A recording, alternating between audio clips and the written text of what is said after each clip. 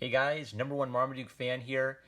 These are two meh books, so this is probably going to be pretty to the point, but I actually kind of have a different, better book in mind for each of these that I think does a similar vein of thing, but maybe a bit more successfully. So I'm going to start with, now these, when I say meh, there's nothing wrong with being mediocre, actually. We turn mediocre into a bad word, but if you look at what the word mediocre is supposed to mean, most work is going to be mediocre, and it's going to be the few special ones that rise above mediocrity. Mediocre isn't terrible. It's just, yeah. So, and for library books, yeah, they were free. Like, it's no skin off my nose if I'm not 100% happy with them, and I can kind of like still pick out the good little pieces in them, right? I'd have been annoyed if I paid full price for these. So first, let's look at Skyward, written by Joe Henderson, art and cover by Lee Garbet, art and cover by Lee Garbet, editor Rick Lopez Jr. Did not proofread the title page. So, Skyward, this is book 2. I haven't read book 1. And they do a good thing, which is they help me understand what's going on and they catch me up. So, in this world, there is no gravity except in certain places like the trains where they can simulate gravity. That was really cool. And so once you kind of get the premise, oh, there's no gravity in the world, what's going on? Then you meet the protagonist, and it's a rich white boy and heroic, tough girl of ambiguous race. Now, earlier, the reason I mentioned this is there's been a noticeable like tendency for every new strong female protagonist. Every new protagonist is a strong female, black or ambiguous race protagonist. And is that the writers and artists sort of naturally doing that? Or is that the company kind of from on high saying, this is what we want, this is what gets us the Netflix series? And actually, I've read a couple books where I feel like, yes, it's natural. They're not just making they're not just having token characters. There's actually a reason for having the characters look this way. Like the better book than this that I read this year was Afar, where it made sense for the characters to be dark skinned because it takes place in a sort of African Sahara, and the girl character in Afar really has to take responsibility for her actions. She has to learn from her mistakes. So Afar was really good. This isn't an SJW book because the main character actually has to struggle a bit and has to learn some lessons. It's just it's not it's superficial level. It's just a tiny little itty bitty struggles. Like, she has a hard time fighting the evil giant bugs, but eventually she gets over it anyway. I want a little bit more, I don't know, heart to it. But that being said, it was an enjoyable little read. Some little nitpicks.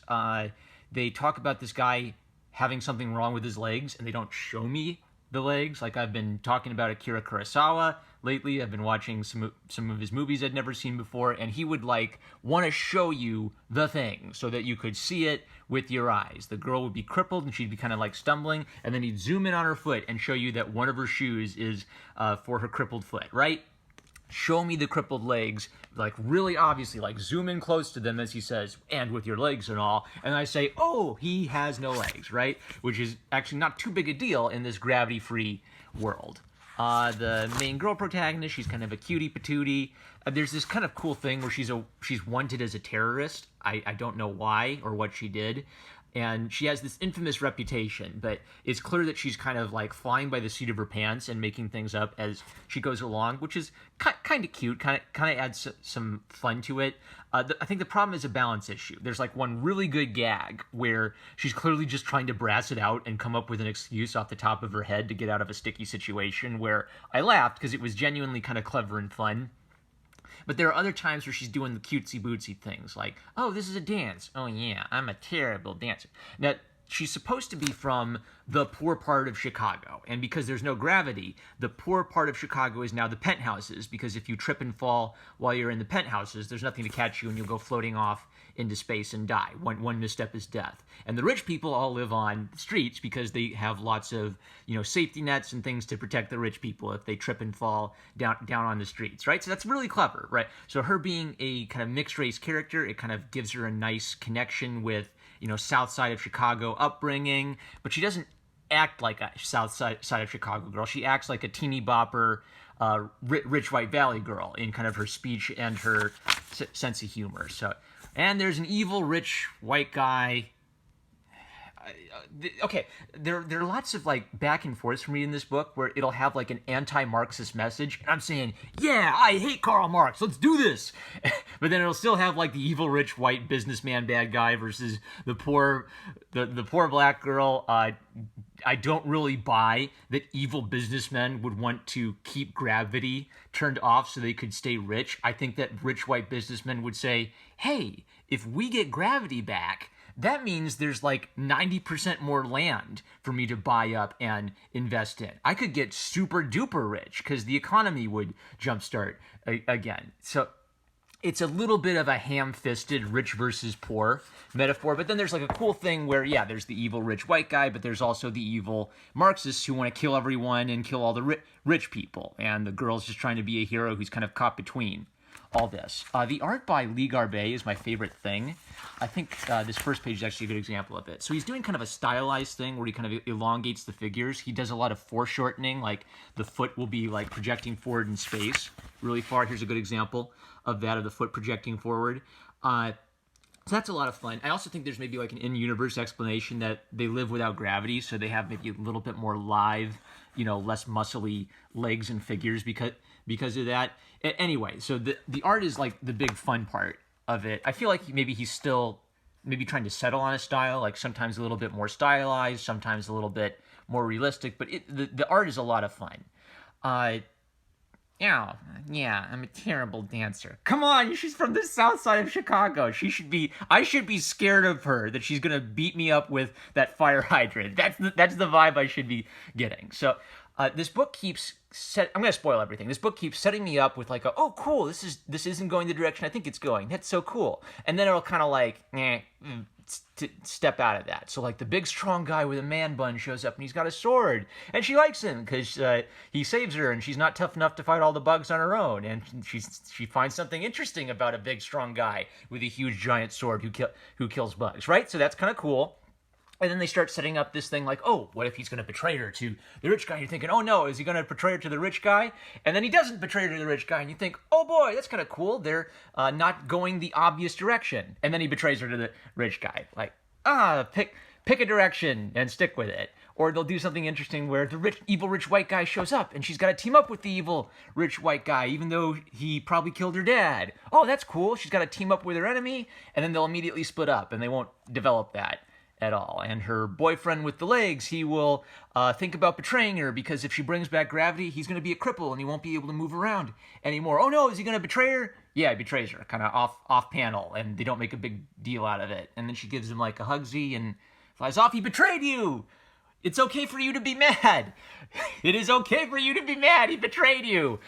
I don't know. So yeah, I'm being harsh on it, because there were actually like some real genuine fun, like it's a fun idea with some fun art and some fun moments where she's actually a fun character and going through a struggle. Make more of that. Actually, they show in their kind of like author's comments, they actually do think about that. This has to be her journey. She has to struggle and overcome things. Yes, they get the most basic thing to make her a protagonist, not just a token character. So good start. More of that and less of the cutesy bootsy Valley Girl comments. The Follies of Richard Wadsworth. This is kind of like Portland style, drawn in quarterly, stiff, awkward humor by Nick Mandag. Now, my thoughts on the Follies of Richard Wadsworth is I like Jason better. The book I've read by Jason is What I Did, which is a collection of 3 books. And what I love about Jason is both Jason and Nick Mondag have kind of like this stiff, boop, boop, boop, boop, boop, boop style of drawing things really simply and really stiffly. But Jason brings kind of a woomph to it, where he's using a lot of great compositions, he's using a lot of great light and shadow, and he's using really subtle changes in emotion, so that the characters actually I actually can look at them and say, oh, he's mad, oh, he's sad, even if it's really, really subtle stuff. And the subtlety is actually part of the charm of it. And the other thing Jason does is he keeps changing it up. Like he'll do a weird experimental story that's clearly supposed to be just him playing with the comics medium and seeing what kind of story can I tell with the comics medium that wouldn't make sense in a movie format at all. Like something weird and fun like that. And then he'll do like a murder mystery that's just really straightforward and fun and they want to catch the murderer. And he'll do like sad sort of nonfiction style stories. So Jason's What I Did is a highest recommendation. Nick Mandag is kind of a similar river or similar flow where he's doing comedy that's based. I get the joke. The jokes are actually pretty well constructed. I kind of understand, okay, this is the setup, this is the irony of it. I just don't end up laughing that much. I chuckled a couple times in the first story, the Follies of Richard Wadsworth, because there are personalities like this in real life. Richard Wadsworth is a philosophy instructor. He's not a professor yet. He overanalyzes his problems and he's brilliant. He can think through the subtlest problems and any logical problems, and he's an expert in all of these obscure areas of philosophy. But he's an idiot, and he keeps making dumb mistakes that ruin his life and make his life difficult. So the irony is, smart guy who does dumb things because he overanalyzes his problems. That's a great idea for a gag. He's a funny character in that there really are people who are just brilliant and just completely socially inept. So there's a charm to that. And then there was kind of like a little sweet thing at the end where even though he has these severe problems, he's still a persistent guy and he's not going to give up on life. Now, let's address the elephant of the room of the kind of like the stiff boop, boop, boop, boop, boop art style. There's a way this can work, but I think you have to be really stylish about it, because what you're doing is you're giving up certain things in order to create a different kind of effect. So we're giving up kind of like big over-the-top expressions, we're giving up kind of big action scenes and like really flair, we're giving up like tiny little details in the city and all, looking at all the little bricks and crumbles and things, right? Instead, we're getting kind of like this sort of steady pace, which is good for delivering gags because you're mostly focusing on the words and you're kind of simplifying the characters to little simple ideas in your head. What I think would help is if we could get a little bit of breaking out of the stone face things, or if everybody else had expressions and Richard Wadsworth didn't have many expressions, then he would look odd by contrast with everyone else, because there would be a bigger contrast. Like these guys would be like really sad and really angry and really happy, and he'd just be like this stoic sort of robot faced weirdo guy. So I get the vibe it's going for. It's going for the vibe of, oh, this is weird because it doesn't feel like a Disney comic. But I feel like giving up human expression is something you shouldn't be doing in a comedy book, because reading the funny human expression helps sell the gag because it's helping you relate to the character. That being said, like a lot of the characters, the drawing style for the characters is funny. Like there'll be characters with big silly looking noses or with funny facial features, and so it helps kind of like flesh them all out. I can tell all of them apart. I always say if you're gonna write a funny book, have funny people in it, and Richard Wadsworth's kind of like a funny guy. By the way, there's like some X-rated like sexual comedy in this, so I guess I've got to be careful about what I flip through. Like, I really didn't need to see a middle-aged, balding man, hairy, naked, and fully erect. All right, yeah, but on the level of it actually has like a good setup and punchline to the gag. There's an irony. There's something going on that shouldn't be going on. The person isn't the thing he's supposed to be. The professor's supposed to be really smart. He's really dumb.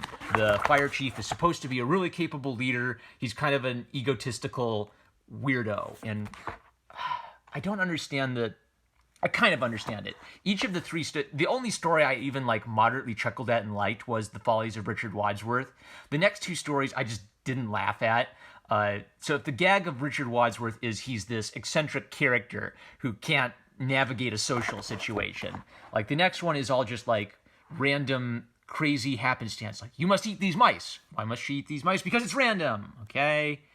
Like in Monty Python, there would be randomness, but the randomness would kind of have a point. Like the prime minister is dancing in a little ballerina outfit, but the gag is that he's a super serious conservative politician, and yet he's doing this silly little dance, right? That the silliness is funny because something serious is doing something silly, like rats and janitors and buildings blowing up. Yeah, you need more of like the context that made Richard Wadsworth work as a character. The disciple is like a Buddhist monk who's trying to strip himself of all emotions and desires, but he's really horny and he really wants to sleep with a pretty girl, right? So that's kind of an obvious setup. There's maybe some interesting commentary where the Buddhist teachers are actually trying to instruct him in Buddhist philosophy, but then some of them are just using this to get rich and get what they want on the side. So it's kind of like a fun little human drama. There's this whole weird subplot with Mr. Bananas being a monk there, a monkey, and he seems to have his own subplot, but it doesn't go anywhere. Like, is he supposed to represent something? Is he supposed to represent pursuing your desires? Is he just there for random gags? I'm going to point down so I don't show a bunch of nude body parts.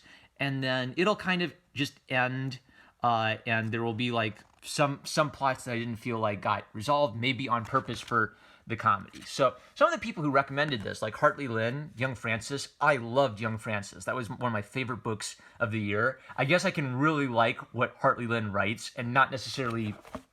there's nothing wrong with this. If you would like kind of stiff, socially awkward comedy, maybe The Office style, or sort of cerebral philosophy gags combined with fart jokes and butt jokes, then I think you would like The Follies of Richard Wadsworth. For me, it was just, I understand what the joke is supposed to be. It just didn't hit me in the gut. And I feel like using a little bit more flexibility with your artistic style could help you land some more of those gags, because then you could have, a punchier scene, or you could have the pie splat in the face, and the pie splatting in the face would be cool because you'd see every cool little drip flying in every which way, and it'd be super exciting, right? That can add to the comedy. You don't necessarily need to give up some of the fun cartooniness of classic comic strip style books. That actually would be the thing to reference is Popeye. Popeye also has kind of a stiff style because it's such a tiny little space, like in 4 panels, you have to cram so much in. So it gets into this pattern of like boop, boop, boop, boop, boop. But then Popeye's personality is so big and so over the top. It's like that it starts carrying you along with it. I think Popeye's about to go in the public domain. I gotta start reviewing some Popeye. So 2 meh books, but you know what? They were free. They were at the library. Nothing wrong with this. I read and I got a little entertainment out of each of them. My journey to read all of the comics in the library continues. #1 Marmaduke fan, I love you guys. Like, comment, subscribe, click the bell to receive notifications, and I'll catch you later.